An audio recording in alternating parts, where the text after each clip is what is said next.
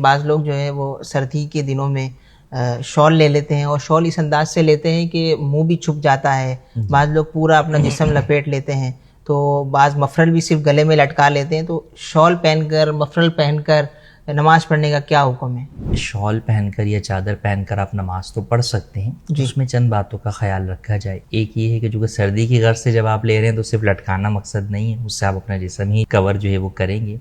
तो मफलर या कोई भी चादर जो है वो अगर आपके इस तरह गले में पड़ी हुई है कि उसके दोनों पल्लू जो है वो लटक रहे हैं दोनों तरफ से, चाहे दोनों आगे लटक रहे हैं या एक आगे लटक रहा है और एक पीछे लटका हुआ है, और वो गले के गिर्द घूमी हुई नहीं है, गले के गिर्द जो है वो उसका घेरा नहीं बना हुआ, तो इस हालत में कपड़ा इस तरह लटका कर नमाज पढ़ना ये सदल कहलाता है, और इससे हदीस पाक में मना किया गया। तो इस तरह नमाज पढ़ना मकरूह तहरीमी है। कई दफ़ा ऐसा होता है कि इस तरह सर्दी के अंदर किया तो नहीं है, किया तो यूं है कि चादर जो है वो यहाँ पे डाल ली, लेकिन जब आप रुकू में गए तो अब वो चादर जो है वो दोनों तरफ जो है वो नीचे जो है वो आगे, अब दोनों तरफ लटक रही है वो, तो अब वो सदल वाली सूरत हो जाएगी। तो इसलिए आपको इस बात का ख्याल रखना चाहिए कि आप उस चादर को अच्छी तरह जो है वो लपेट कर किसी जगह पर जो है वो उसको घुरस लें, ताकि वो नमाज के अंदर इस तरह जो है वो दोनों तरफ लटकने वाली सूरत ना पाई जाए। जहाँ तक जो है वो चेहरा छुपाने का है, तो मुकम्मल जो है वो चेहरा छुपा देना या नाक और कान मुंह जो है वो छुपा देना, तो ये भी तलस्सुम जो है वो कहलाता है। तो इसकी भी जो है वो इजाज़त